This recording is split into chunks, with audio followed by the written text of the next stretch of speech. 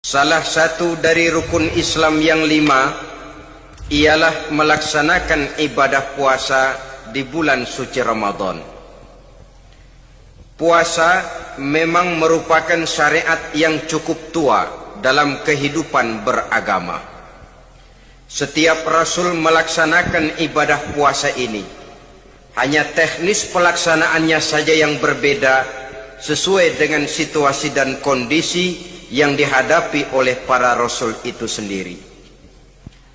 Puasa yang dalam bahasa Arabnya disebut dengan as-saum sama artinya dengan al-imsak, yaitu menahan diri dari sesuatu. Dalam pengertian syar'i, puasa ialah menahan diri dari segala yang membatalkan sejak fajar sampai terbenam matahari. Pada pertemuan kali ini, secara khusus kita akan membicarakan tentang puasa ini. Kita akan mulai dari yang pertama, puasa sunnah. Sebagaimana yang kita maklum, sunnah adalah satu perbuatan yang apabila kita kerjakan berpahala, tapi apabila kita tinggalkan tidak merupakan dosa. Hanya saja ia merupakan barometer dan ukuran daripada orang-orang yang cinta kepada sunnah itu sendiri. Ada banyak jenis puasa-puasa sunnah ini. Yang pertama, puasa sunnah di bulan Muharram. Rasulullah sallallahu alaihi wasallam bersabda, "Afdhalus siyami ba'da Ramadan Syahrullahil Muharram wa afdalus salati ba'dal faridah salatul lail." Diriwayatkan oleh Muslim dari Abi Hurairah. Puasa yang paling utama sesudah puasa Ramadan tidak lain adalah puasa di bulan Muharram, dan solat yang paling afdal sesudah solat yang wajib adalah solat pada sepertiga malam yang akhir. Puasa di bulan Muharram merupakan puasa sunnah dan mempunyai nilai yang sangat besar dalam pandangan Allah Subhanahu wa ta'ala. Buat mereka yang mampu melaksanakan puasa sunnah di bulan Muharram ini, boleh melaksanakannya selama 10 hari. Hari yang pertama, boleh juga 3 hari saja, atau setidak-tidaknya 1 hari daripada bulan Muharram. Yang kedua, puasa 10 hari daripada bulan Zulhijjah. Karena bulan Zulhijjah ini memang termasuk bulan yang dimuliakan oleh Allah Subhanahu wa ta'ala. Pertama, di sana ada hari Tarwiyah, ada hari Arafah, ada hari Kurban, ada Talbiyah, ada pelaksanaan haji dengan segala manasiknya. Maka puasa sunnah di bulan Zulhijjah merupakan amalan yang sangat utama dan besar pahalanya dalam pandangan Allah Azza wa Jalla. Sebagian ulama menjelaskan, man shoma hazihil ayyam akramahullahu bi asyri asya'in.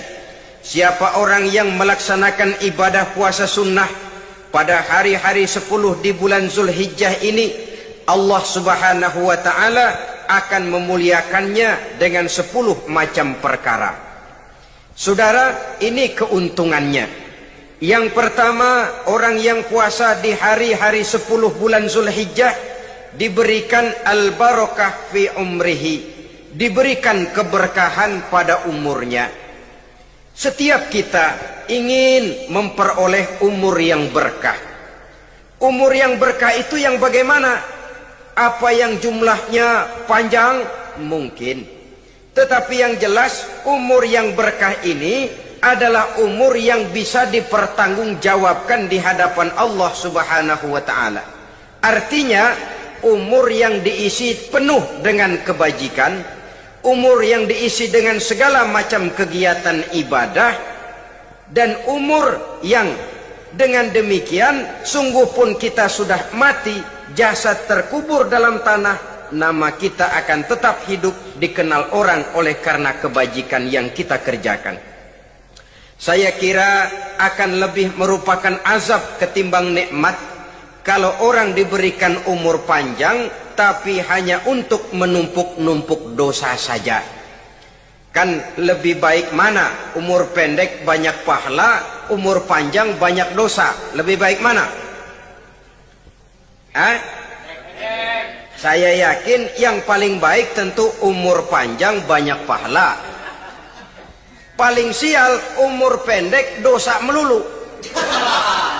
Sudah diberikan umur pendek tidak seberapa, dosa berlipat ganda. Itu kalau orang kampung bilang tekor namanya. Rugi. Umur pendek hanya untuk menumpuk-numpuk dosa. Boleh jadi kalau umat-umat zaman dulu, saudara, mereka diberikan umur panjang. Nabi Adam, kita tahu Nabi Adam itu 2000 tahun umurnya.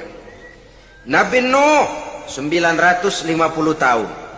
Umatnya ya rata-rata segitu itu. Nah, kalau mereka misalnya punya umur 800 tahun, lalu 200 tahun mereka melakukan dosa, kan masih punya restan 600 tahun untuk taubat. Karena umurnya diberikan jatah panjang. Kita ini oleh Allah Subhanahu wa taala, umat Nabi Muhammad ini umurnya pendek-pendek.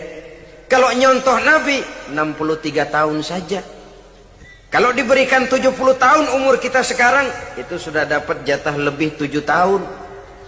Alhamdulillah bahwa Allah memberikan saat-saat, waktu-waktu, tempat-tempat yang punya nilai istimewa, sehingga umur yang pendek ini bisa bernilai panjang.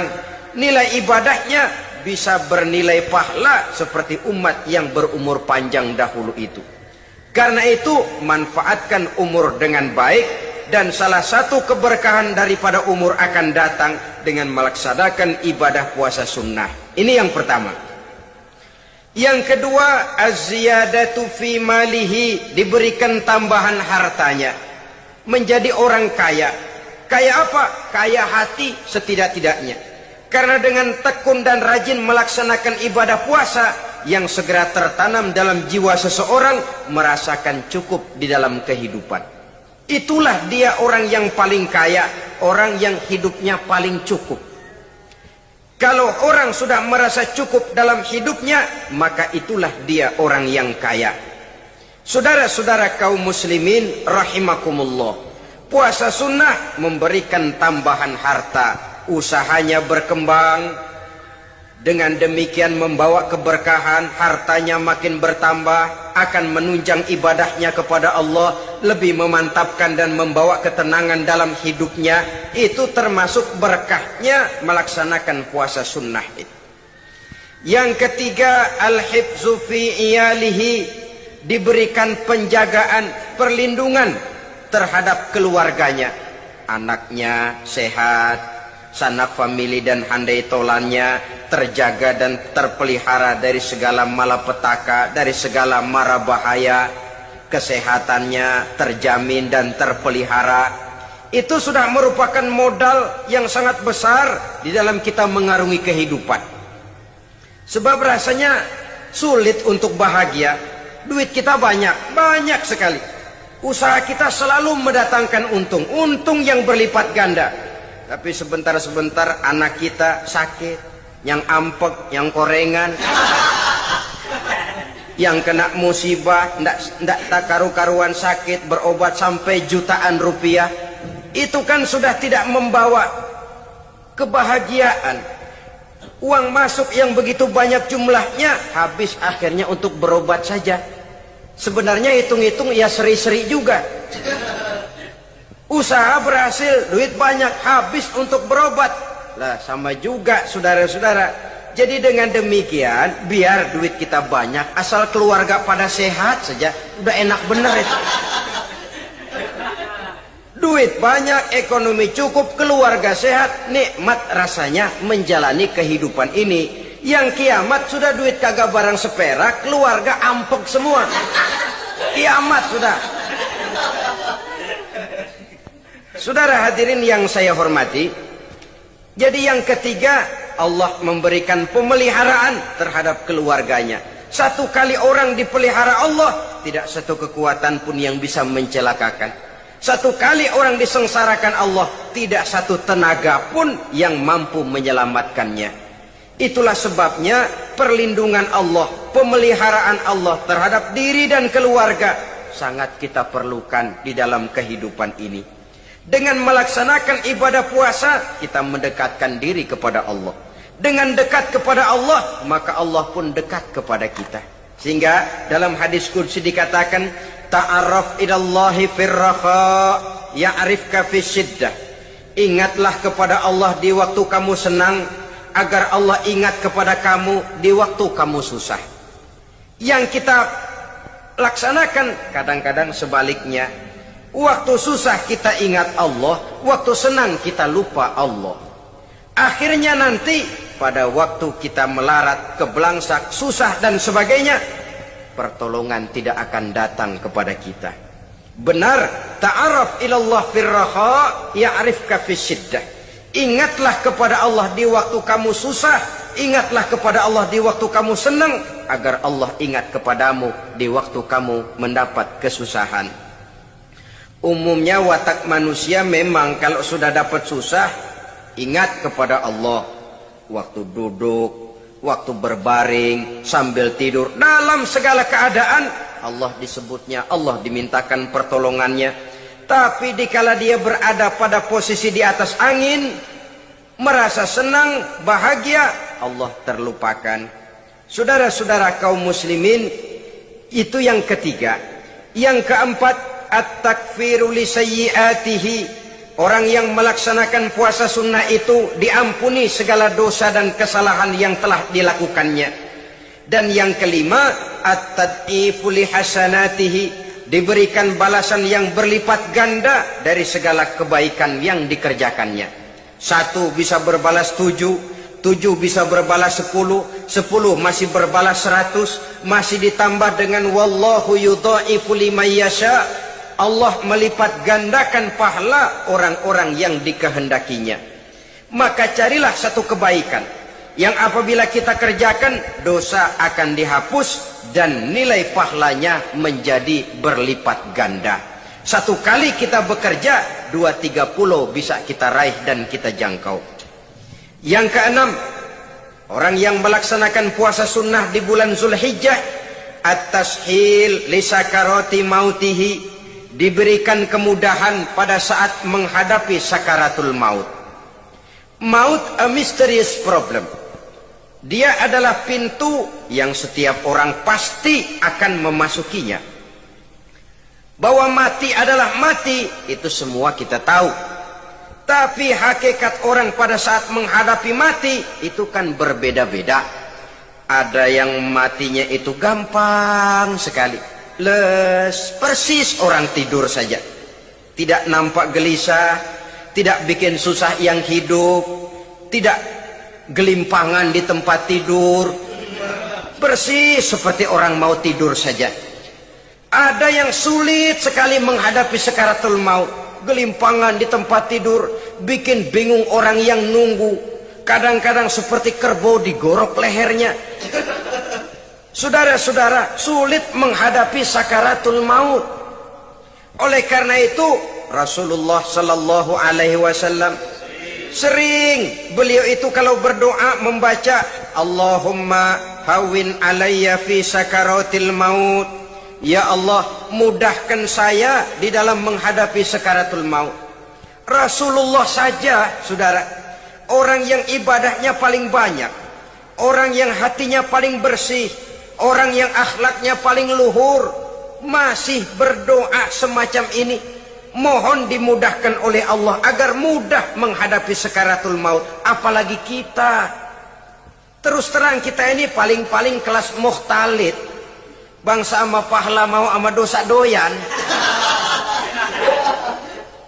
Lebih perlu lagi menghadapi sakaratul maut, sehingga apabila malaikat maut datang menjemput nyawa kita, dimudahkan, jangan dibikin sulit, supaya mudah. Jadilah orang baik-baik. Biasanya kalau bajingan yang mati, malaikat maut juga kali main-mainin dulu tuh orang, kutak-katik, ditakut-takutin dan segala macam.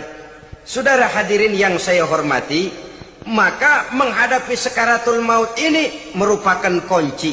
Apakah seseorang bisa husnul khatimah atau bisa su'ul khatimah? Salah satu jalan untuk memudahkan diri menghadapi sakaratul maut, melaksanakan puasa sunnah di bulan Zulhijjah ini. Yang ketujuh, ad-diya'u li zulumati qabrihi, diberikan terang di alam kuburnya. Kubur, saudara tahu, saudara tentu sering lihat orang dimasukkan ke liang lahat, ditutup dengan papan, dinding ari kata kita di kampung, lalu diuruk lagi dengan tanah. Dalamnya liang lahat, gelapnya liang lahat, gelapnya diuruk dengan tanah, gelapnya di dalam kubur, tiga gelap yang menjadi satu, bapak moyangnya gelap. Puasa sunnah ini merupakan terang di alam kubur kita nanti. Yang kedelapan, at-tasqil limizanihi, diberikan keringanan pada timbangan di hari akhirat nanti.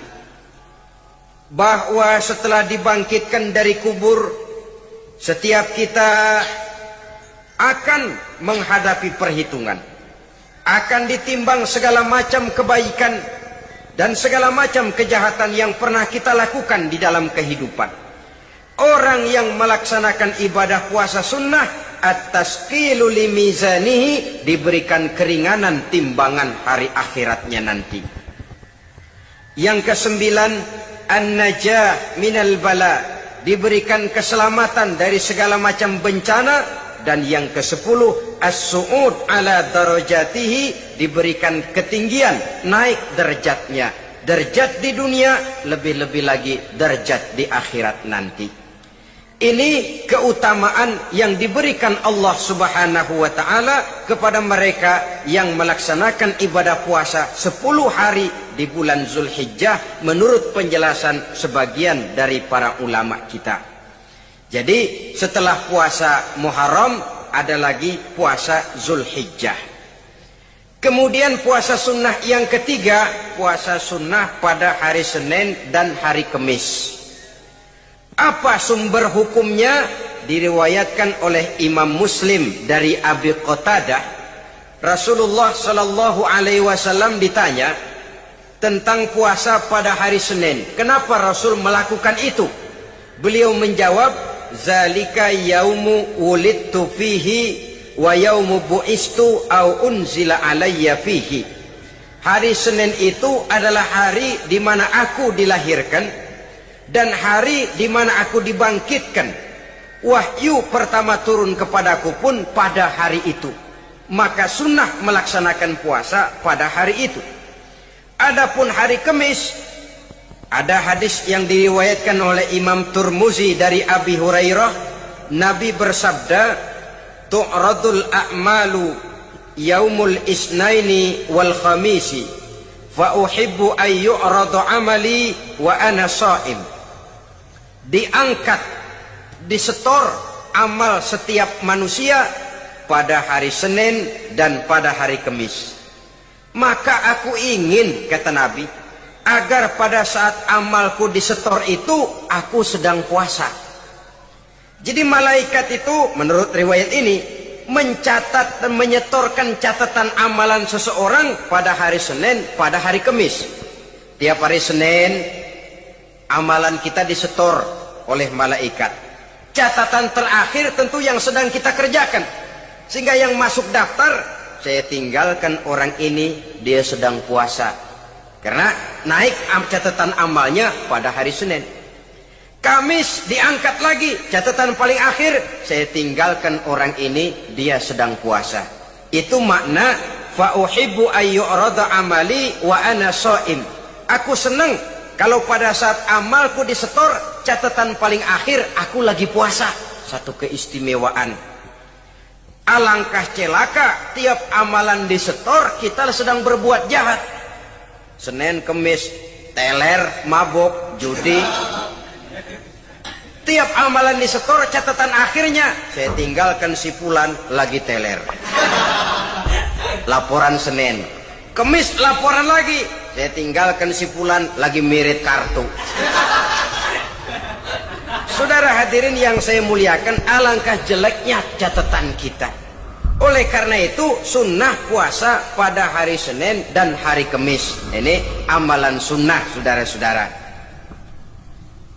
Dan oleh karena ini amalan sunnah, sebagian ulama memberikan penjelasan, walaupun lupa niat, kalau sudah malam itu lupa niat, boleh niatnya sudah siang puasa sunnah ini. Dengan catatan dari pagi belum makan apa-apa.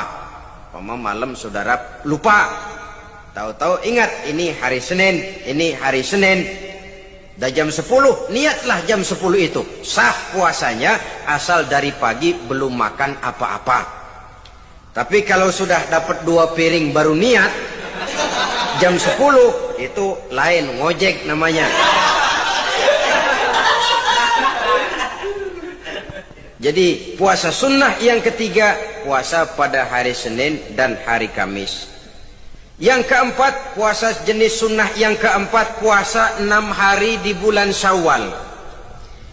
Diriwayatkan oleh Imam Muslim dari Abi Ayyub bahwa Nabi bersabda, "Man shoma Ramadhana summa atba'ahu sittan min Syawal kana kasyamid dahri."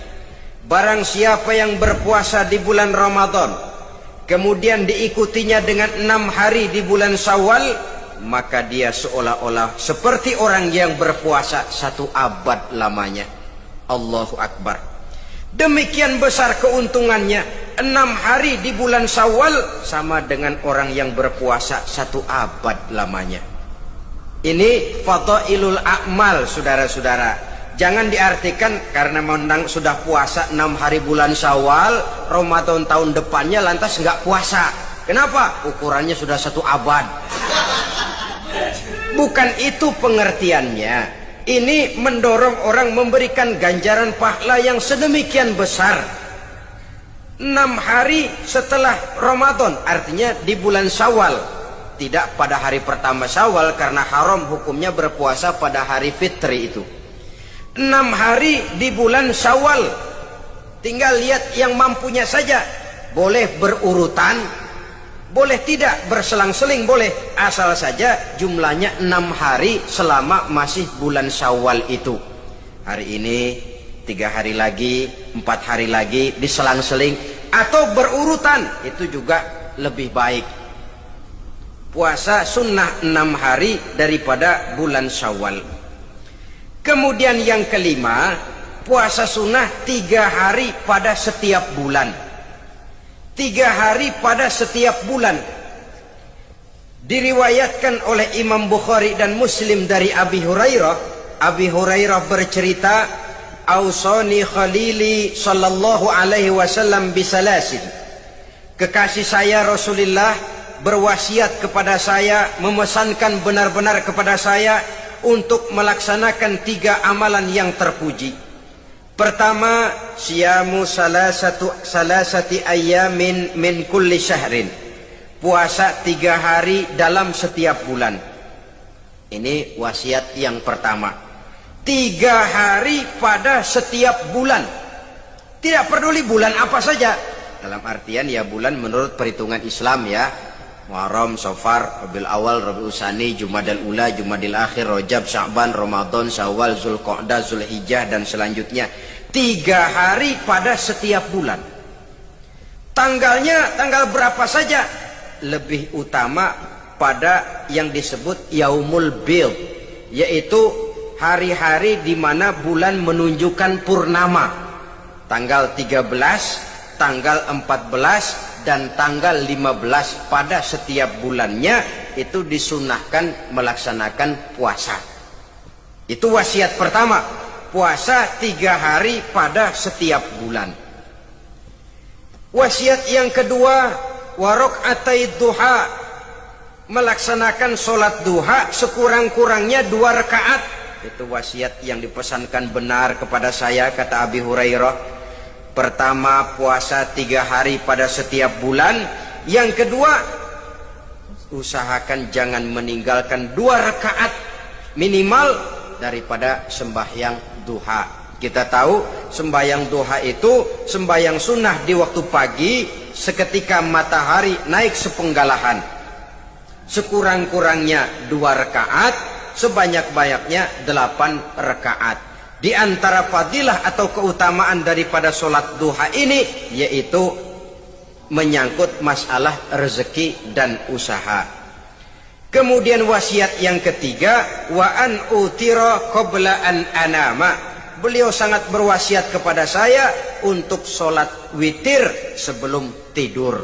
Artinya sholat malam sebagai amalan sunnah di dalam kehidupan kita. Jadi saudara-saudara, dalam hidup ini kita akan selalu berbentur dengan keperluan. Kalau pada satu saat kita sudah sampai kepada tahap berpikir ini keperluan saya, tentu hal-hal semacam ini akan kita kerjakan. Kita belum tergerak melaksanakan ini semua oleh karena barangkali kita merasa belum memerlukannya. Karena itu marilah kita berusaha di samping melaksanakan puasa yang wajib juga melaksanakan puasa yang sunnah di dalam kehidupan kita. Ini jenis puasa-puasa yang sunnah. Kemudian yang kedua, ada macam puasa yang disebut puasa nazar. Hukum pelaksanaannya wajib apabila nazarnya sudah terwujud. Puasa nazar, puasa yang dikaitkan dengan suatu persoalan. Umpamanya, kalau saya lulus ujian, saya akan puasa 1 minggu lamanya. Begitu ujiannya ternyata lulus, dia wajib bayar nazarnya. Puasa 7 hari. Tidak lagi sunnah, tapi wajib karena dia nazarkan. Asal saja tidak sah nazar kepada yang makruh, apalagi kepada yang haram. Umpama bahasa susah. Berhubung saya tidak ingin bicara yang susah-susah, kita bicara yang mudah-mudah saja. Maksud saya, banyak di antara kita umat Islam yang di dalam melaksanakan suatu ibadah itu hanya dengan prinsip asal sekadar gugur kewajiban saja. Akibatnya, sampai sejauh mana ibadah itu berhasil membentuk kepribadian diri kita, kita jarang mengadakan evaluasi dan penilaian.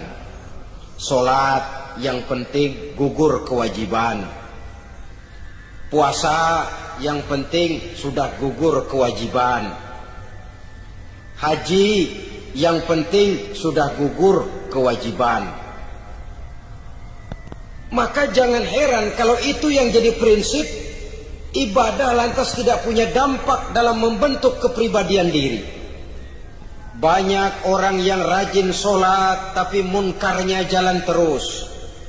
Sampai kadang-kadang kita bingung, yang sembahyang dia, yang nyolong dia.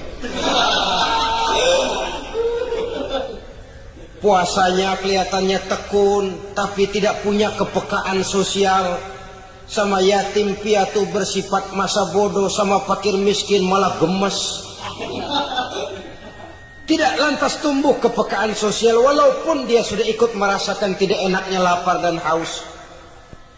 Ada juga yang sudah haji 4-5 kali mondar-mandir Jakarta Mekah, tapi gaya hidupnya tetap seperti katak di kolong tempurung, picik, sempit pandangan, dangkal hati, tidak terbuka walaupun sudah melihat Islam dalam skala internasional.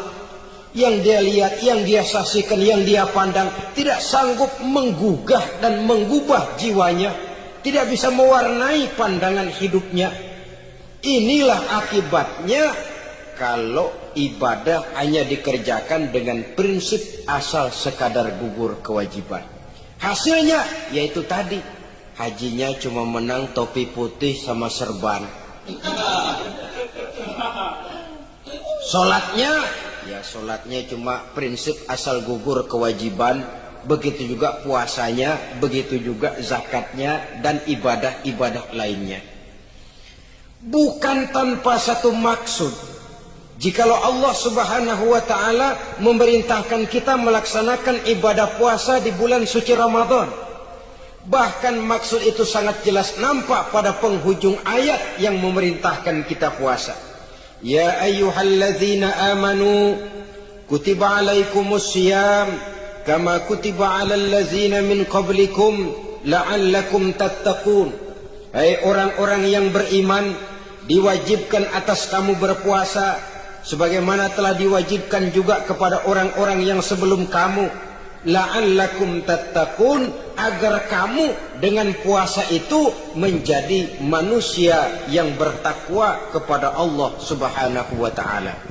Dengan kata lain, berhasil atau tidak puasa Ramadan kita ini akan nampak takwa kita meningkat atau tidak setelah kita melaksanakan ibadah puasa.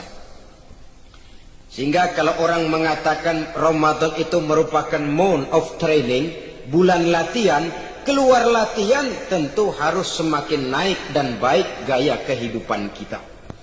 Jadi tujuan utama daripada pelaksanaan ibadah puasa adalah untuk membentuk manusia yang bertakwa.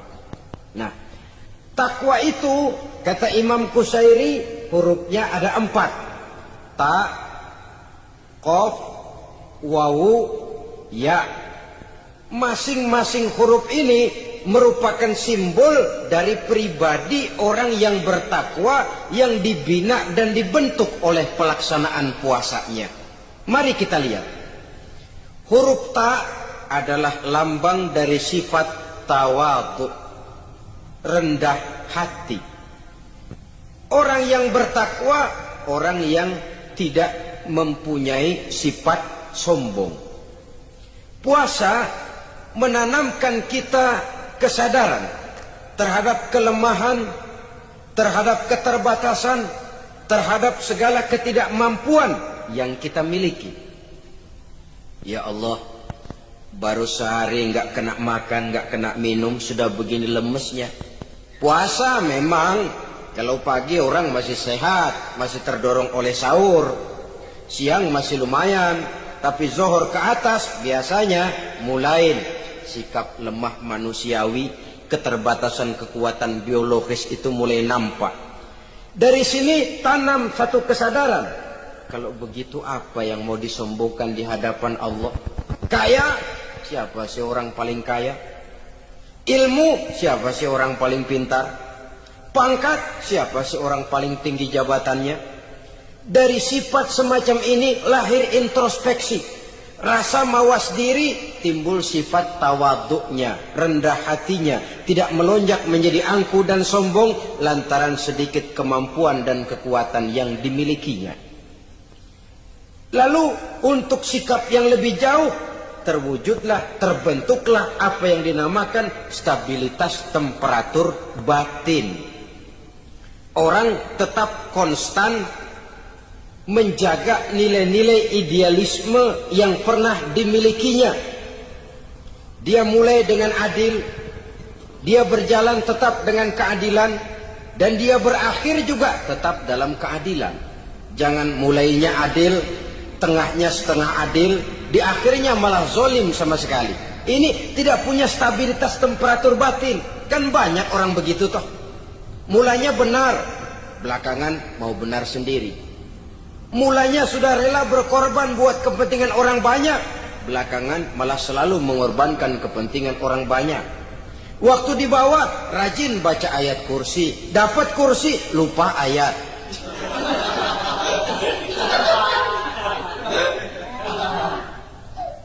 Ini cerminan dari orang yang tidak punya stabilitas temperatur batin, tertipu oleh perasaan seolah-olah situasi dan kondisi sudah serba memungkinkan, sudah serba menguntungkan. Orang yang dibentuk pribadinya oleh pelaksanaan ibadah puasa, dia sadar apapun keberhasilannya, apapun kedudukannya, apapun nilai kekayaannya, itu cuma sebagian kecil sekali dari apa yang ada pada zat Allah Subhanahu wa ta'ala. Dari sini timbul sikap rendah hati, tidak takabur, sesuai dengan namanya takabur dari kalimat takabbaro ya takabbaru, membesar-besarkan diri. Orang yang suka membesar-besarkan diri, orang yang tidak yakin bahwa dirinya orang besar, lalu dibesar-besarkan dirinya. Sebenarnya itu sudah satu sikap di mana dia tidak percaya kepada diri sendiri. Dirinya sebenarnya bukan apa-apa, cuma ingin dianggap besar, lalu dibesar-besarkan. Takabur namanya. Puasa sekali lagi melatih kita menanamkan kesadaran akan kelemahan dan keterbatasan kita sebagai makhluk. Itu sikap tawadu. Fir'aun, saudara tahu Fir'aun itu kan dulunya cuma raja. Lama-lama dia jadi raja, lupa diri dan lupa daratan, melonjak menjadi angku dan sombong, sampai kepada puncak kekurang ajarannya, memproklamirkan dirinya menjadi Tuhan. Hitler juga begitu. Pendeknya, orang manakala tidak ada kesadaran tentang dari mana segalanya berasal dan kemana segalanya akan kembali, dia mudah out of control. Kalau sudah out of control, maka dia akan melakukan perbuatan yang melampaui batas. Itu yang pertama. Jadi orang takwa, orang yang rendah hati, salah satu tujuan daripada pelaksanaan ibadah puasa menanamkan sikap rendah hati. Dari sikap rendah hati ini yang timbul lalu apa? Kepekaan sosial. Kalau saya puasa, saya sudah merasakan bagaimana tidak enaknya lapar. Saya sudah merasakan bagaimana tidak enaknya haus. Tapi bagaimanapun, saya lapar cuma sebentar, saya haus cuma sebentar. Selesai maghrib, lapar saya hilang, haus saya hilang. Bagaimana yatim piatu, orang-orang tua jompo yang perlu santunan, orang-orang miskin yang terkapar di kolong-kolong jembatan, yang tiap hari merasakan perasaan seperti ini, tanpa tahu kapan hidup dan nasibnya akan berubah. Tidur beratapkan langit, berselimut koran. Kalau demikian, saya ini beruntung. Kalau demikian, apa yang bisa saya lakukan untuk mereka? Kepekaan sosial ini lalu timbul dalam apa yang orang sekarang namakan solidaritas, kesetiakawanan sosial. Hidup tidak hanya untuk kepentingan diri dan perutnya sendiri saja, tapi mau menolong, mau membantu orang yang memang memerlukan bantuan dan pertolongan itu sendiri. Jangan setelah tahu lapar tidak enak, haus tidak enak, tapi kita tidak mau tenggang rasa, tidak mau timbang rasa. Begini loh tidak enaknya lapar, begini loh tidak enaknya haus. Ini terjadi pada diri saya. Saya masih mampu, masih berbuka puasa. Bagaimana yang tiap hari merasakan seperti ini? Tidak Ramadan, tidak Syawal, tidak Zulqa'dah, tidak Zulhijjah, selalu kelaparan dan kehausan. Dari sana timbul kepekaan sosial. Lalu lahirlah sikap pemurah, dermawan, mau menoleh ke kiri dan ke kanan. Bahkan Al-Quran itu sampai mengancam betul. Ara'aita alladhi yukadzibu bid-din fadzalika alladhi yad'u al-yatim wa la yahuddu ala ta'amil miskin. Tahukah kamu siapa orang yang mendustakan agama? Beragama tapi mendustakan agama. Islam katanya tapi mendustakan Islam. Salat dia tapi mendustakan salat. Puasa dia tapi mendustakan puasa. Siapa mereka itu? Fadzalika allazi yad'ul yatim. Merekalah orang-orang yang meninggalkan anak-anak yatim. Wala yahuddu ala ta'amil miskin, dan tidak pernah memberi pertolongan, tidak memerintahkan memberi makan kepada fakir miskin, walaupun dia berada pada posisi dan kondisi yang memang dia mampu. Nah, kalau dia tidak mampu itu lain soal. Dia mampu, dia tahu dan dia diam saja. Itu termasuk yukadzibu biddin, orang-orang yang mendustakan agama. Berlindung kita kepada Allah, jangan sampai termasuk ke dalam kelompok itu. Yang kedua, saudara, huruf takwa itu qaf. Qaf adalah lambang dari sifat qanaah. Qanaah artinya merasa cukup. Puasa melatih kita untuk bersikap cukup dalam hidup. Kalau kita perturutkan menjelang saat berbuka, menunggu waktu berbuka, istilah orang di Jawa Barat ngabuburit katanya. Kita menunggu saat berbuka, segalanya saja ingin kita beli, Segalanya saja ingin kita minum, semuanya saja ingin kita makan. Sebab nafsu sudah begitu berupa, perut sudah sedemikian lapar, kerongkongan sudah sedemikian haus, rasanya semuanya saja ingin kita telan. Tapi tahukah kita bahwa setelah maghrib berbunyi, berapa banyak yang kita makan, berapa banyak yang kita minum? Sesuaikah dengan keinginan kita tadi siang? Tadi siang semuanya ingin kita makan, tadi siang semuanya ingin kita minum. Setelah berbuka, berapa banyak yang kita makan, berapa banyak yang kita minum? Itulah kehidupan. Segalanya ingin kita kuasai, segalanya ingin kita punyai, tapi berapa sih yang benar-benar kita perlukan? Maka orang kaya hakikatnya adalah orang yang hidupnya cukup. Orang miskin hakikatnya adalah orang yang selalu merasa kurang. Bagaimanapun besar rumah kita, banyak uang kita, berpuluh kendaraan kita, kalau hidup selalu merasa kurang, itu artinya kita masih miskin. Maka jikalau ingin menjadi orang kaya, kuncinya hakikatnya cuma satu, hati kita merasa cukup dengan yang diberikan Allah, bersyukur atas segala nikmatnya, dan dengan syukur itu, nikmat itu akan ditambah oleh Allah Subhanahu wa ta'ala. Puasa menimbulkan sifat qanaah, dan qanaah adalah watak daripada orang-orang yang bertakwa kepada Allah Subhanahu wa ta'ala. Bukankah manusia di dalam berhadapan dengan harta persis seperti orang minum air laut?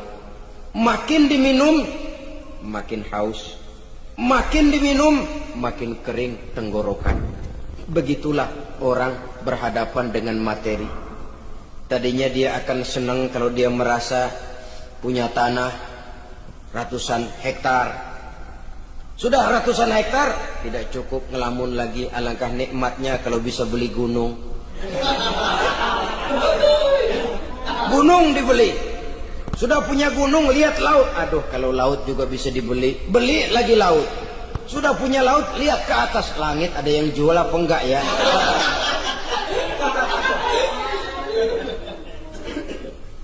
Seperti orang berhadapan dengan air laut yang makin diminum makin membuat kita haus dan makin kering tenggorokan ini.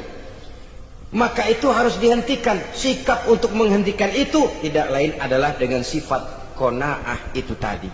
Merasa cukup dengan apa yang diberikan Allah, mensyukuri nikmatnya. Itu yang kedua. Yang ketiga, pada kalimat takwa ada huruf wawu. Wawu adalah simbol dari sifat wara dengan ain. Wara, orang yang terpelihara dirinya baik dari yang subuhat, lebih-lebih dari yang haram. Subuhat, saudara tahu, barang yang remeng-remeng.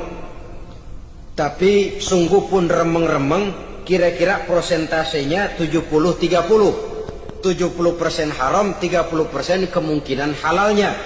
Maka yang subuhat lebih baik dijauhi daripada diambil. Orang yang punya kepribadian wara, dirinya terpelihara, jangankan dari yang haram, dari yang subuhat saja dia sanggup menjaga dan memelihara dirinya. Oleh karena itu saya heran, kalau orang di bulan Ramadan dia sanggup menjaga diri di waktu siang dari jenis makanan yang halal, dari jenis minuman yang haram. Ada tahu nganggur di meja siang, enggak dia makan. Ada air teh nganggur di meja siang, enggak dia makan. Padahal itu jenis makanan dan minuman yang halal. Tapi ketika datang maghrib, dia berbuka dengan makanan-makanan yang dibeli dari uang yang dihasilkan dengan cara yang haram. Bukankah itu sesuatu yang terbalik? Bukankah dengan demikian sudah tidak lagi menimbulkan sikap yang bisa memelihara dan menjaga kepribadian diri? Orang yang membiasakan diri terpelihara dari yang subuhat apalagi yang haram, maka baik yang dipakainya, yang diminumnya, yang dimakannya, terdirilah dari barang-barang yang baik yang dihalalkan oleh agama. Wara. Kemudian yang keempat, pada huruf kalimat takwa ada huruf yakin. Huruf ya, simbol dari sifat yakin. Orang yang puasa dibentuk kepribadiannya mempunyai satu keyakinan yang tangguh. Dan keyakinan adalah ciri daripada orang yang takwa. Kita lihat, yang dipanggil melaksanakan ibadah puasa ini kan iman. Karena memang sulit untuk melaksanakan puasa kalau tidak iman yang jadi dasar. Setidaknya seperti sudah pernah saya sampaikan, ibadah puasa ini memang sulit terkena penyakit show. Kalau kita sholat barangkali terangsang karena kelihatan orang lain.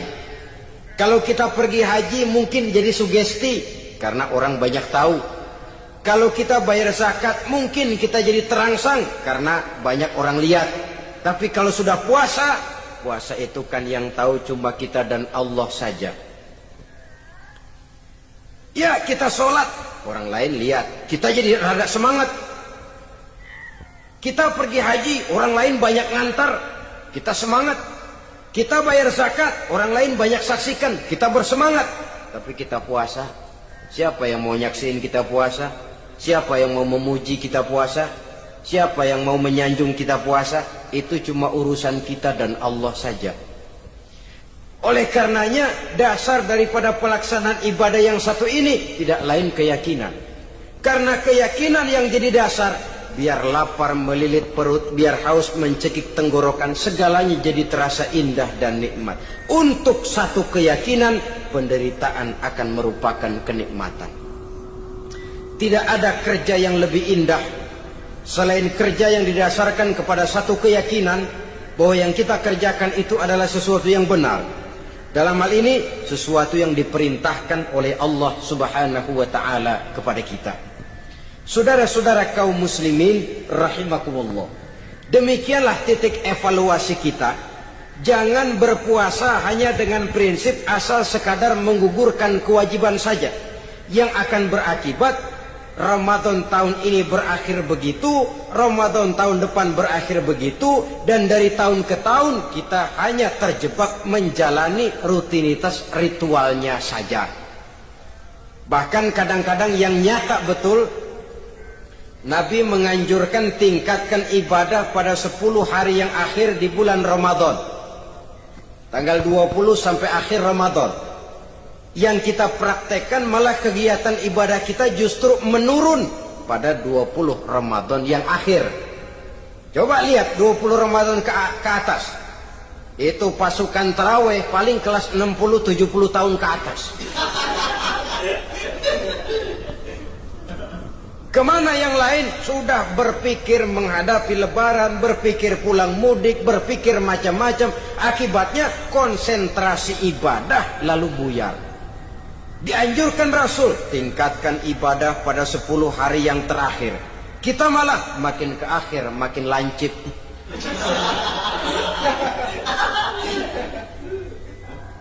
Saudara-saudara kaum muslimin rahimakumullah, kita terjebak oleh sesuatu yang sementara, oleh sesuatu yang bersifat kulit, lalu meninggalkan isinya. Padahal jikalau kita tidak mengisi Ramadan dengan kegiatan ibadah, berarti kita tidak keluar dari Ramadan dengan jiwa yang baru, yang sudah ditempa oleh pengalaman ibadah di bulan Ramadan. Artinya kita tidak kembali kepada fitrah, kesucian seperti saat kita dilahirkan. Lalu kalau kita tidak kembali kepada fitrah, apa yang mau kita rayakan pada Idul Fitri itu? Di mana letak kegembiraan kita? Di mana letak kebahagiaan hati? Kembalikah kita kepada fitrah? Tidak. Benarkah puasa yang kita kerjakan? Kelihatannya juga tidak. Adakah dampak dari pelaksanaan ibadah dalam pribadi kita? Tidak. Kadang-kadang Ramadan selesai malah teriak merdeka.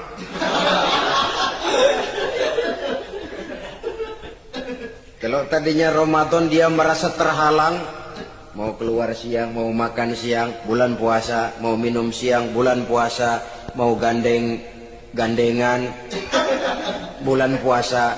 Ramadan selesai, kibarin bendera, teriak merdeka. Lalu kembali merajalela. Saudara-saudara, dampaknya tidak akan kelihatan. Padahal puasa yang baik, la'allakum tattaqun, membentuk manusia yang bertakwa kepada Allah Azza wa Jalla. Nah, sekarang apa kemudahan dan keistimewaan yang akan diberikan Allah kepada mereka yang sampai kepada tingkat takwa ini? Al-Quran menjelaskan, pertama, wa may yattaqillaha yaj'al lahu makhraja. Barang siapa yang bertakwa kepada Allah Subhanahu wa taala, maka dia akan diberikan makhraja. Makhraja itu jalan keluar dari segala macam kesulitan. Jalan keluarnya ada saja. Menurut ukuran kemampuan dia tidak mungkin, mustahil, tidak bisa, mana mungkin. Tapi pada waktunya ada saja jalan keluarnya. Termasuk jenis yang yaj'al lahu makhraja. Orang yang bertakwa kepada Allah selalu diberikan jalan keluar dari segala kesulitan yang dihadapinya. Siapa sih orangnya yang tidak pernah sulit dalam hidup ini? Siapa orang yang tidak pernah mengalami kesulitan? Tapi kadang orang menilai, itu kelihatannya hidupnya enak aja ya, kayaknya gak pernah mengalami kesulitan. Sebenarnya bukan tidak pernah mengalami kesulitan, Allah selalu memberikan jalan keluar dari segala kesulitan yang dihadapinya. Lah kalau Allah yang memberikan jalan keluar, tentu sangat mudah sekali. Orang yang bertakwa diberikan jalan keluar dari segala macam kesulitan. Satu. Yang kedua, wa yarzuqhu min haitsu la yahtasib. Dia akan diberikan rezeki oleh Allah dengan jalan yang tidak disangka-sangka. Rezekinya datang dengan cara yang tidak disangka-sangka. Gajinya mungkin kecil, tapi penghasilannya gede. Kan itu yang penting.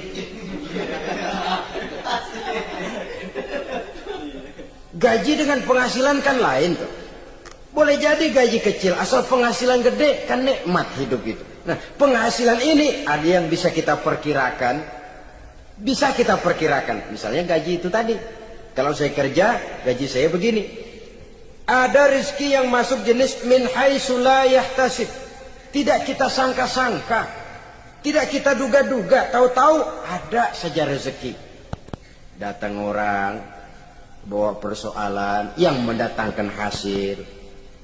Sebab rezeki, jodoh, maut memang seperti bayangan. Kita uber-uber dia lari, kita diam dia diam. Kan gemesin itu. Bayang-bayang itu begitu, kita kejar dia lari. Rezeki juga begitu. Kita diam dia diam. Setengah mati yang namanya rezeki kita cari, kita uber, ngobek sampai ratusan bohong kita kerjain.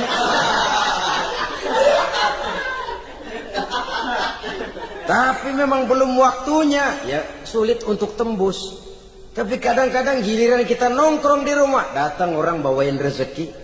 Itulah yang namanya rezeki. Tapi ini untuk orang yang bertakwa.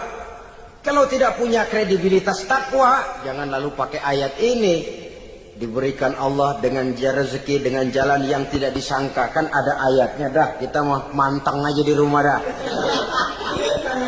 Ntar juga tuh rezeki datang.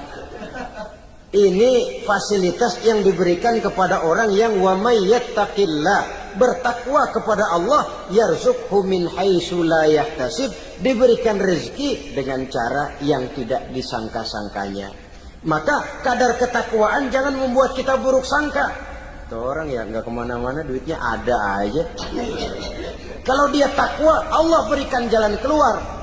Jangan lantas ngelihat kiai orangnya ahli ibadah, ilmunya tinggi, akhlaknya luar biasa, takwanya tinggi, rezekinya lancar. Lalu husnuzon nih kiai nggak kemana-mana, duitnya banyak, miara tuyul kali ini. Itu termasuk jaminan Allah yang masuk kategori min haitsu la yahtasib. Yang ketiga, yaj'al lahu min amrihi yusra. Dimudahkan segala urusannya. Dimudahkan segala urusannya. Kemudian yang keempat, yukaffir anhu sayyiatihi wa yu'azzim lahu ajra. Diampuni segala kesalahannya dan dibesarkan pahala kebaikan yang dikerjakannya. Maka mudah-mudahan puasa yang kita kerjakan mengantarkan kita kepada ketakwaan kepada Allah, dan takwa membuka janji Allah kepada kita di dalam kehidupan ini. Inilah saja yang kita bicarakan pada pertemuan ini.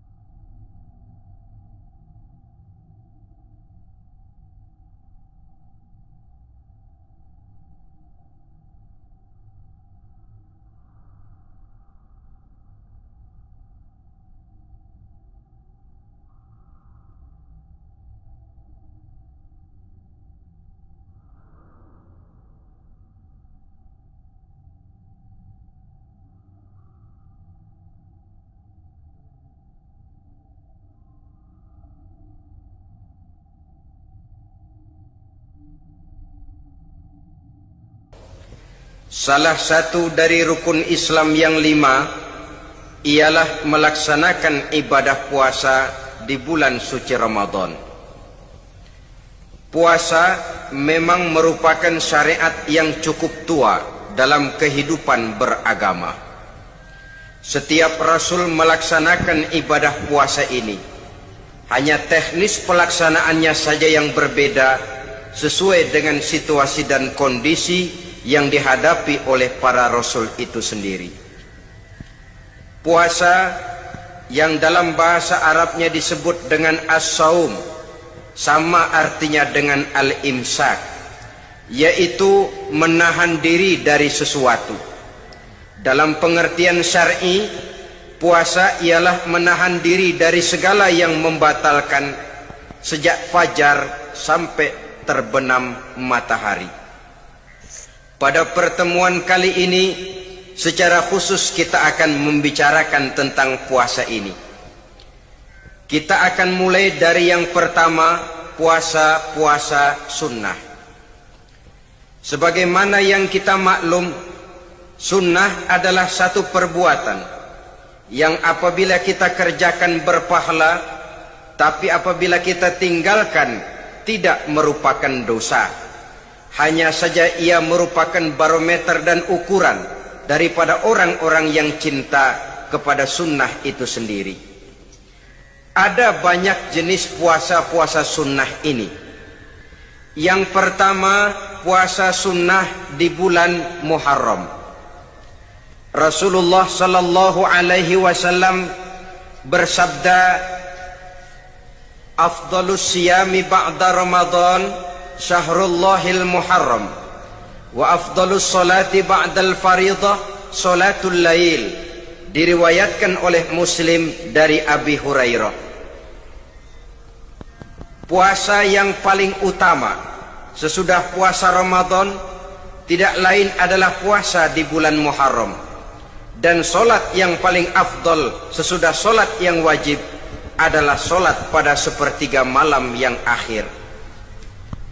Puasa di bulan Muharram merupakan puasa sunnah dan mempunyai nilai yang sangat besar dalam pandangan Allah Subhanahu wa ta'ala. Buat mereka yang mampu melaksanakan puasa sunnah di bulan Muharram ini, boleh melaksanakannya selama 10 hari.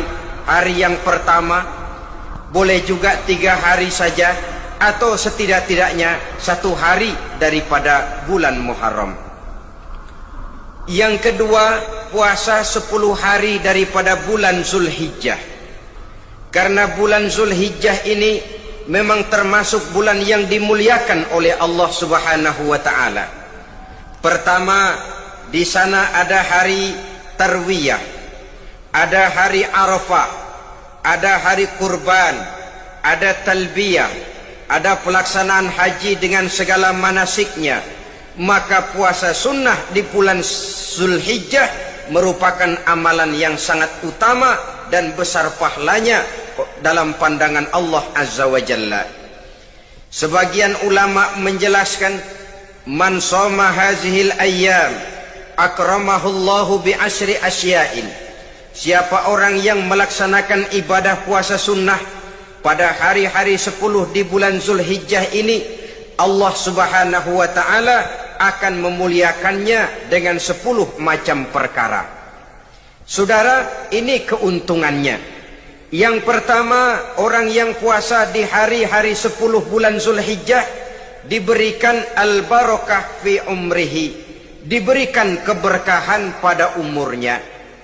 Setiap kita ingin memperoleh umur yang berkah. Umur yang berkah itu yang bagaimana? Apa yang jumlahnya panjang? Mungkin.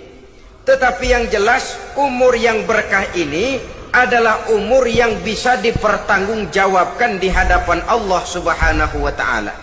Artinya, umur yang diisi penuh dengan kebajikan, umur yang diisi dengan segala macam kegiatan ibadah, dan umur yang dengan demikian sungguh pun kita sudah mati, jasad terkubur dalam tanah, nama kita akan tetap hidup, dikenal orang oleh karena kebajikan yang kita kerjakan.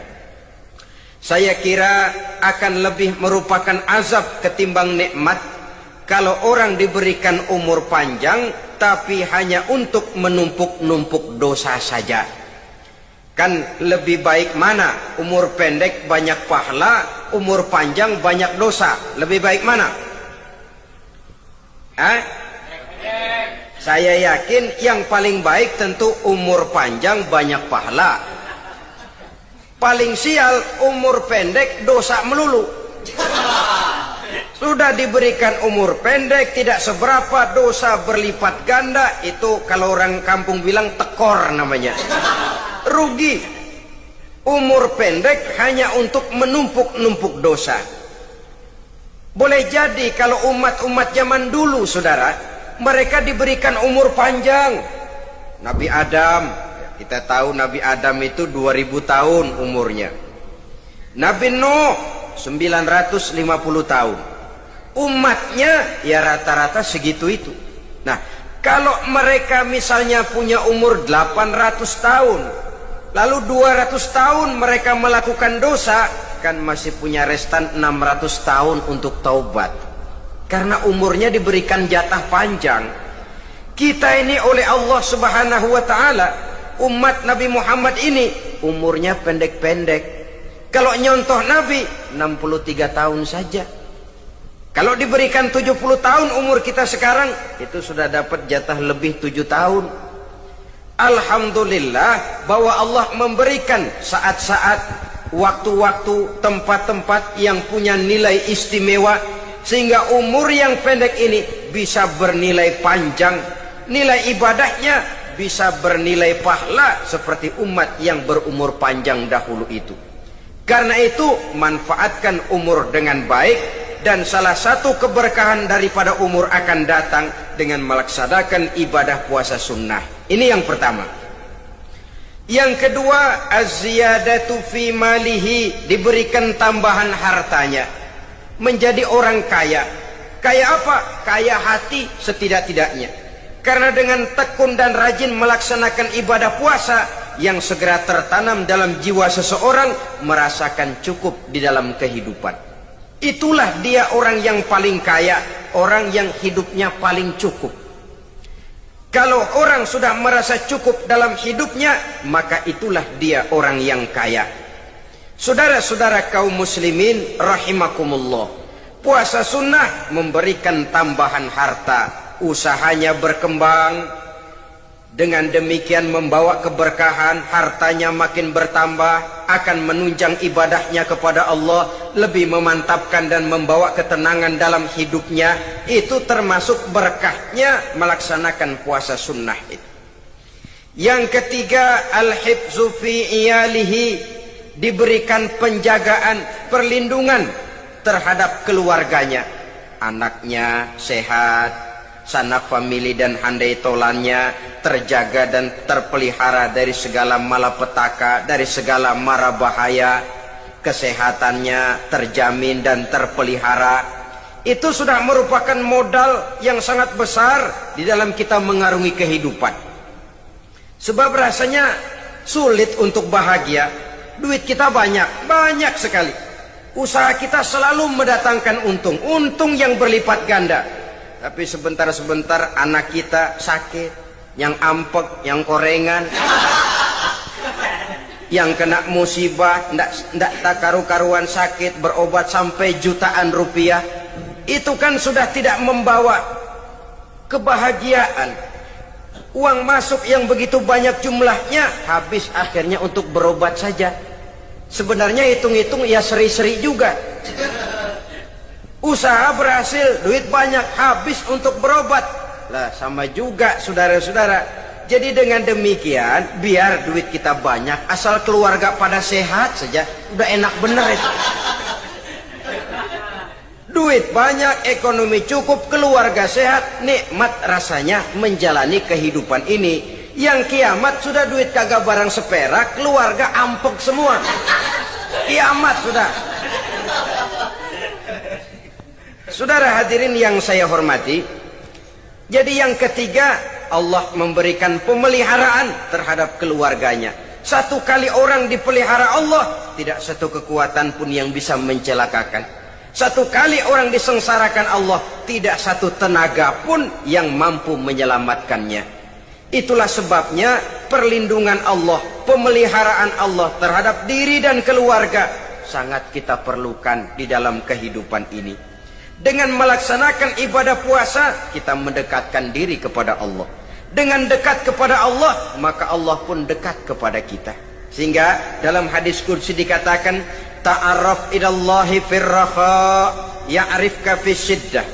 Ingatlah kepada Allah di waktu kamu senang, agar Allah ingat kepada kamu di waktu kamu susah. Yang kita laksanakan kadang-kadang sebaliknya. Waktu susah kita ingat Allah, waktu senang kita lupa Allah. Akhirnya nanti pada waktu kita melarat, kebelangsak, susah dan sebagainya, pertolongan tidak akan datang kepada kita. Benar, ta'arraf ilallah firraha ya'rifka fisyiddah. Ingatlah kepada Allah di waktu kamu susah, ingatlah kepada Allah di waktu kamu senang, agar Allah ingat kepadamu di waktu kamu mendapat kesusahan. Umumnya watak manusia memang kalau sudah dapat susah, ingat kepada Allah. Waktu duduk, waktu berbaring, sambil tidur, dalam segala keadaan Allah disebutnya, Allah dimintakan pertolongannya. Tapi dikala dia berada pada posisi di atas angin, merasa senang, bahagia, Allah terlupakan. Saudara-saudara kaum muslimin, itu yang ketiga. Yang keempat, at-takfiru li sayyiatihi. Orang yang melaksanakan puasa sunnah itu diampuni segala dosa dan kesalahan yang telah dilakukannya. Dan yang kelima, at-tad'ifu li hasanatihi. Diberikan balasan yang berlipat ganda dari segala kebaikan yang dikerjakannya. 1 bisa berbalas 7, 7 bisa berbalas 10, 10 masih berbalas 100, masih ditambah dengan wallahu yudha'ifu liman yasha. Allah melipat gandakan pahala orang-orang yang dikehendakinya. Maka carilah satu kebaikan yang apabila kita kerjakan, dosa akan dihapus dan nilai pahalanya menjadi berlipat ganda. 1 kali kita bekerja, 2-3 pulau bisa kita raih dan kita jangkau. Yang keenam, orang yang melaksanakan puasa sunnah di bulan Zulhijjah, at-tashil li sakarati mautihi. Diberikan kemudahan pada saat menghadapi sakaratul maut. Maut a mysterious problem. Dia adalah pintu yang setiap orang pasti akan memasukinya. Bahwa mati adalah mati, itu semua kita tahu. Tapi hakikat orang pada saat menghadapi mati itu kan berbeda-beda. Ada yang matinya itu gampang sekali, persis orang tidur saja, tidak nampak gelisah, tidak bikin susah yang hidup, tidak gelimpangan di tempat tidur, persis seperti orang mau tidur saja. Ada yang sulit sekali menghadapi sakaratul maut, gelimpangan di tempat tidur, bikin bingung orang yang nunggu, kadang-kadang seperti kerbau digorok lehernya. Saudara-saudara, sulit menghadapi sakaratul maut. Oleh karena itu Rasulullah sallallahu alaihi wasallam sering beliau itu kalau berdoa membaca Allahumma hawin alayya fi sakaratil maut. Ya Allah, mudahkan saya di dalam menghadapi sakaratul maut. Rasulullah saja, saudara, orang yang ibadahnya paling banyak, orang yang hatinya paling bersih, orang yang akhlaknya paling luhur, masih berdoa semacam ini. Mohon dimudahkan oleh Allah agar mudah menghadapi sakaratul maut. Apalagi kita, terus terang kita ini paling-paling kelas mukhtalid, bangsa sama pahala mau sama dosa doyan. Lebih perlu lagi menghadapi sakaratul maut. Sehingga apabila malaikat maut datang menjemput nyawa kita, dimudahkan, jangan dibikin sulit, supaya mudah. Jadilah orang baik-baik. Biasanya kalau bajingan yang mati, malaikat maut juga kali main-mainin dulu tuh orang, utak-atik, ditakut-takutin dan segala macam. Saudara hadirin yang saya hormati, maka menghadapi sakaratul maut ini merupakan kunci. Apakah seseorang bisa husnul khatimah atau bisa su'ul khatimah? Salah satu jalan untuk memudahkan diri menghadapi sakaratul maut, melaksanakan puasa sunnah di bulan Zulhijjah ini. Yang ketujuh, ad-diya'u li zulumati qabrihi, diberikan terang di alam kuburnya. Kubur, saudara tahu, saudara tentu sering lihat orang dimasukkan ke liang lahat, ditutup dengan papan, dinding ari kata kita di kampung, lalu diuruk lagi dengan tanah. Dalamnya liang lahat, gelapnya liang lahat, gelapnya diuruk dengan tanah, gelapnya di dalam kubur, tiga gelap yang menjadi satu, bapak moyangnya gelap. Puasa sunnah ini merupakan terang di alam kubur kita nanti. Yang kedelapan, at-tasqil limizanihi, diberikan keringanan pada timbangan di hari akhirat nanti. Bahwa setelah dibangkitkan dari kubur, setiap kita akan menghadapi perhitungan, akan ditimbang segala macam kebaikan dan segala macam kejahatan yang pernah kita lakukan di dalam kehidupan. Orang yang melaksanakan ibadah puasa sunnah, at-tasqilu limizanihi, diberikan keringanan timbangan hari akhiratnya nanti. Yang kesembilan, an-najah minal bala, diberikan keselamatan dari segala macam bencana. Dan yang ke-10, as-su'ud ala darajatihi, diberikan ketinggian, naik derajatnya. Derajat di dunia, lebih-lebih lagi derajat di akhirat nanti. Ini keutamaan yang diberikan Allah Subhanahu wa ta'ala kepada mereka yang melaksanakan ibadah puasa 10 hari di bulan Zulhijjah menurut penjelasan sebagian dari para ulama kita. Jadi setelah puasa Muharram ada lagi puasa Zulhijjah. Kemudian puasa sunnah yang ketiga, puasa sunnah pada hari Senin dan hari Kamis. Apa sumber hukumnya? Diriwayatkan oleh Imam Muslim dari Abi Qatadah, Rasulullah sallallahu alaihi wasallam ditanya tentang puasa pada hari Senin. Kenapa Rasul melakukan itu? Beliau menjawab, zalika yaumu wulidtu fihi wa yaumu bu'istu au unzila alayya fihi. Hari Senin itu adalah hari di mana aku dilahirkan dan hari di mana aku dibangkitkan. Wahyu pertama turun kepadaku pun pada hari itu. Maka sunnah melaksanakan puasa pada hari itu. Adapun hari Kamis, ada hadis yang diriwayatkan oleh Imam Turmuzi dari Abi Hurairah, Nabi bersabda, tu'radul a'malu yaumul isnaini wal khamisi fa uhibbu an yu'rada amali wa ana sha'im. Diangkat, disetor amal setiap manusia pada hari Senin dan pada hari Kamis. Maka aku ingin, kata Nabi, agar pada saat amalku disetor itu aku sedang puasa. Jadi malaikat itu menurut riwayat ini mencatat dan menyetorkan catatan amalan seseorang pada hari Senin, pada hari Kamis. Tiap hari Senin amalan kita disetor oleh malaikat. Catatan terakhir tentu yang sedang kita kerjakan, sehingga yang masuk daftar, saya tinggalkan orang ini, dia sedang puasa. Karena naik catatan amalnya pada hari Senin. Kamis diangkat lagi, catatan paling akhir, saya tinggalkan orang ini, dia sedang puasa. Itu makna fa uhibbu ayyurada amali wa ana shaim. Aku senang kalau pada saat amalku disetor, catatan paling akhir aku lagi puasa. Satu keistimewaan. Alangkah celaka tiap amalan disetor kita sedang berbuat jahat. Senin, Kamis, teler, mabok, judi. Tiap amalan disetor, catatan akhirnya saya tinggalkan si fulan lagi teler. laporan Senin. Kemis laporan lagi. Saya tinggalkan si fulan lagi mirit kartu.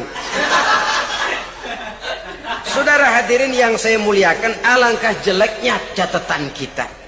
Oleh karena itu sunnah puasa pada hari Senin dan hari Kemis. Ini amalan sunnah saudara-saudara. Dan oleh karena ini amalan sunnah, sebagian ulama memberikan penjelasan, walaupun lupa niat, kalau sudah malam itu lupa niat, boleh niatnya sudah siang puasa sunnah ini. Dengan catatan dari pagi belum makan apa-apa. Malam saudara lupa, tahu-tahu ingat ini hari Senin, ini hari Senin. Dah jam 10, niatlah jam 10 itu. Sah puasanya asal dari pagi belum makan apa-apa. Tapi kalau sudah dapat 2 piring baru niat, jam 10 itu lain, ngojek namanya. Jadi puasa sunnah yang ketiga, puasa pada hari Senin dan hari Kamis. Yang keempat, puasa jenis sunnah yang keempat, puasa 6 hari di bulan Syawal. Diriwayatkan oleh Imam Muslim dari Abi Ayyub bahwa Nabi bersabda, "Man shoma Ramadhana summa atba'ahu sittan min Syawal kana kasyamid dahri." Barang siapa yang berpuasa di bulan Ramadan, kemudian diikutinya dengan 6 hari di bulan Syawal, maka dia seolah-olah seperti orang yang berpuasa 1 abad lamanya. Allahu Akbar. Demikian besar keuntungannya. 6 hari di bulan Syawal sama dengan orang yang berpuasa 1 abad lamanya. Ini fadailul a'mal saudara-saudara. Jangan diartikan karena menang sudah puasa 6 hari bulan Syawal, Ramadan tahun depannya lantas nggak puasa. Kenapa? Ukurannya sudah 1 abad. Bukan itu pengertiannya. Ini mendorong orang memberikan ganjaran pahala yang sedemikian besar. 6 hari setelah Ramadan, artinya di bulan Syawal. Tidak pada hari pertama Syawal karena haram hukumnya berpuasa pada hari fitri itu. 6 hari di bulan Syawal. Tinggal lihat yang mampunya saja. Boleh berurutan, boleh tidak berselang-seling, boleh. Asal saja jumlahnya 6 hari selama masih bulan Syawal itu. Hari ini 3 hari lagi, 4 hari lagi, diselang-seling atau berurutan, itu juga lebih baik. Puasa sunnah 6 hari daripada bulan Syawal. Kemudian yang kelima, puasa sunnah 3 hari pada setiap bulan. 3 hari pada setiap bulan. Diriwayatkan oleh Imam Bukhari dan Muslim dari Abi Hurairah. Abi Hurairah bercerita, "Ausani khalili sallallahu alaihi wasallam bisalasin." Kekasih saya Rasulullah berwasiat kepada saya, memesankan benar-benar kepada saya untuk melaksanakan 3 amalan yang terpuji. Pertama, siyamu salasati ayyamin min kulli syahrin.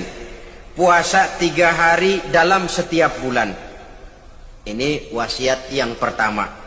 3 hari pada setiap bulan. Tidak peduli bulan apa saja. Dalam artian ya bulan menurut perhitungan Islam ya. Muharram, Safar, Rabiul Awal, Rabiul Tsani, Jumadal Ula, Jumadil Akhir, Rajab, Sya'ban, Ramadan, Syawal, Zulqa'dah, Zulhijjah dan selanjutnya. 3 hari pada setiap bulan. Tanggalnya tanggal berapa saja.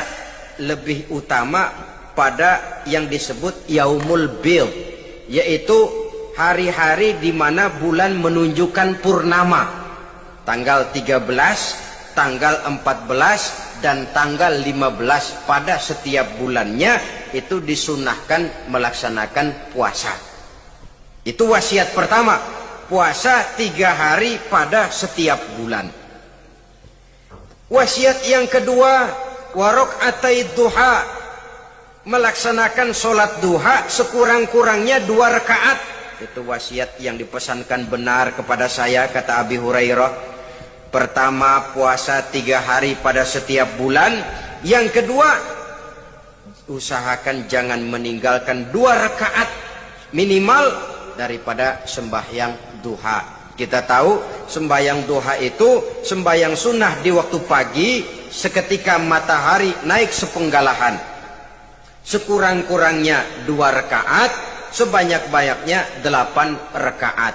Di antara fadilah atau keutamaan daripada sholat duha ini yaitu menyangkut masalah rezeki dan usaha. Kemudian wasiat yang ketiga, wa an utira qabla an anama. Beliau sangat berwasiat kepada saya untuk sholat witir sebelum tidur. Artinya sholat malam sebagai amalan sunnah di dalam kehidupan kita. Jadi saudara-saudara, dalam hidup ini kita akan selalu berbentur dengan keperluan. Kalau pada satu saat kita sudah sampai kepada tahap berpikir ini keperluan saya, tentu hal-hal semacam ini akan kita kerjakan. Kita belum tergerak melaksanakan ini semua oleh karena barangkali kita merasa belum memerlukannya. Karena itu marilah kita berusaha di samping melaksanakan puasa yang wajib juga melaksanakan puasa yang sunnah di dalam kehidupan kita. Ini jenis puasa-puasa yang sunnah. Kemudian yang kedua, ada macam puasa yang disebut puasa nazar. Hukum pelaksanaannya wajib apabila nazarnya sudah terwujud. Puasa nazar, puasa yang dikaitkan dengan suatu persoalan. Umpamanya, kalau saya lulus ujian, saya akan puasa 1 minggu lamanya. Begitu ujiannya ternyata lulus, dia wajib bayar nazarnya. Puasa 7 hari, tidak lagi sunnah tapi wajib karena dia nazarkan. Asal saja tidak sah nazar kepada yang makruh apalagi kepada yang haram. Umpama bahasa susah. Berhubung saya tidak ingin bicara yang susah-susah, kita bicara yang mudah-mudah saja. Maksud saya, banyak di antara kita umat Islam yang di dalam melaksanakan suatu ibadah itu hanya dengan prinsip asal sekadar gugur kewajiban saja. Akibatnya, sampai sejauh mana ibadah itu berhasil membentuk kepribadian diri kita, kita jarang mengadakan evaluasi dan penilaian. Sholat yang penting gugur kewajiban. Puasa yang penting sudah gugur kewajiban. Haji yang penting sudah gugur kewajiban. Maka jangan heran kalau itu yang jadi prinsip, ibadah lantas tidak punya dampak dalam membentuk kepribadian diri. Banyak orang yang rajin sholat tapi munkarnya jalan terus. Sampai kadang-kadang kita bingung, yang sembahyang dia, yang nyolong dia. Puasanya kelihatannya tekun, tapi tidak punya kepekaan sosial. Sama yatim piatu bersifat masa bodoh, sama fakir miskin malah gemes. Tidak lantas tumbuh kepekaan sosial, walaupun dia sudah ikut merasakan tidak enaknya lapar dan haus. Ada juga yang sudah haji 4-5 kali mondar-mandir Jakarta Mekah, tapi gaya hidupnya tetap seperti katak di kolong tempurung, picik, sempit pandangan, dangkal hati, tidak terbuka walaupun sudah melihat Islam dalam skala internasional. Yang dia lihat, yang dia saksikan, yang dia pandang, tidak sanggup menggugah dan mengubah jiwanya, tidak bisa mewarnai pandangan hidupnya. Inilah akibatnya kalau ibadah hanya dikerjakan dengan prinsip asal sekadar gugur kewajiban. Hasilnya yaitu tadi, hajinya cuma menang topi putih sama serban. Sholatnya, ya sholatnya cuma prinsip asal gugur kewajiban. Begitu juga puasanya, begitu juga zakatnya dan ibadah-ibadah lainnya. Bukan tanpa satu maksud, jikalau Allah Subhanahu wa ta'ala memerintahkan kita melaksanakan ibadah puasa di bulan suci Ramadan, Bahkan maksud itu sangat jelas nampak pada penghujung ayat yang memerintahkan kita puasa. Ya ayyuhalladzina amanu kutiba alaikumus syiyam kama kutiba alal ladzina min qablikum la'allakum tattaqun.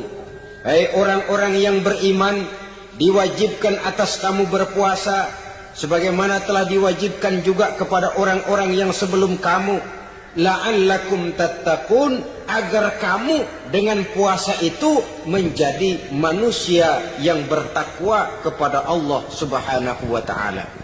Dengan kata lain, berhasil atau tidak puasa Ramadan kita ini akan nampak takwa kita meningkat atau tidak setelah kita melaksanakan ibadah puasa. Sehingga kalau orang mengatakan Ramadan itu merupakan month of training, bulan latihan, keluar latihan tentu harus semakin naik dan baik gaya kehidupan kita. Jadi tujuan utama daripada pelaksanaan ibadah puasa adalah untuk membentuk manusia yang bertakwa. Nah, takwa itu kata Imam Qusairi hurufnya ada 4. Ta, qaf, wawu, ya. Masing-masing huruf ini merupakan